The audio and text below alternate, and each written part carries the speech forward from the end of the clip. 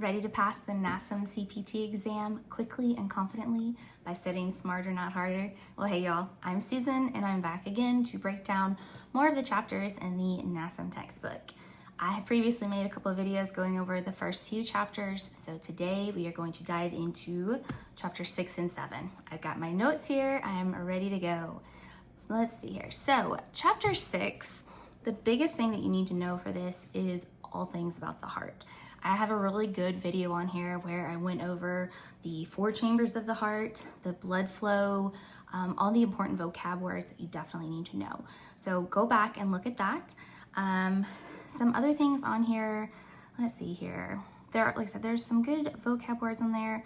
Other things to know, like arteries that take the blood away from the heart, veins bring the blood back to the heart. The way I always tell everyone to remember that, arteries, A for away, okay?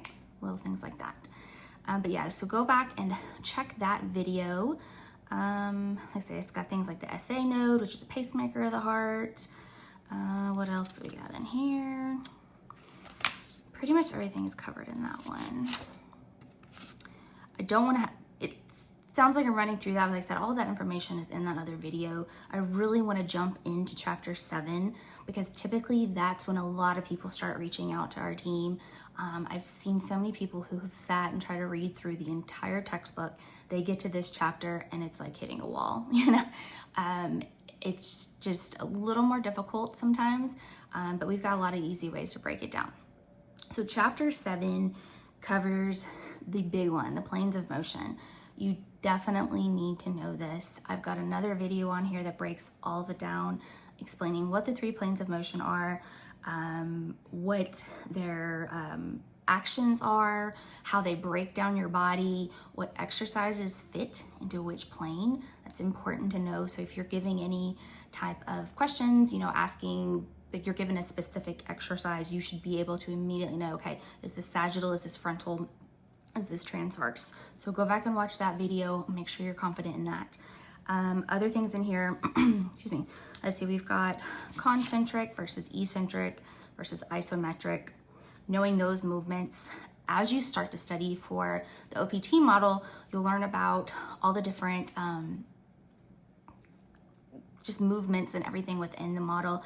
But when we're talking about concentric, eccentric, isometric, a lot of that is tempo in OPT model. So knowing what your muscles are doing, knowing how that tempo fits into each exercise and each part of the OPT. Let's see here. Some other good things, open kinetic chain exercises versus closed kinetic chain exercises. You know, open being where those distal segments are moving, closed where the distal segments are fixed. So when I say that, I'm talking about your hands and your feet, okay? So if a client is doing a bench press, okay, the hands are moving. So that's gonna be an open kinetic chain. If you're doing a squat, your distal segment is your feet. They are planted to the ground. So that is going to be a closed kinetic chain exercise. There are a lot of big vocab words that you definitely should feel comfortable with in this chapter. So altered reciprocal inhibition, the stretch shortening cycle, let's see here, force velocity curve.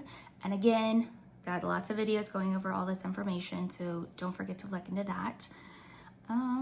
Let's see here. Some people get thrown off by the first class lever versus second class versus third class. It's very wordy. The biggest thing that I'll say is just knowing a few examples. So for first class lever, we always say something simple as like nodding your head. Second class is gonna be plantar flexion. So where you're pointing your toe to the ground. And third class, this is the most common type of exercise. So a good example is your bicep curl. Most of your limbs are gonna be in a third class lever.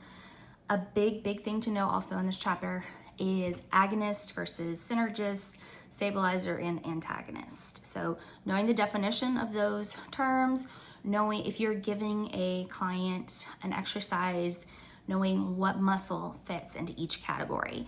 So an agonist is always going to be your prime mover.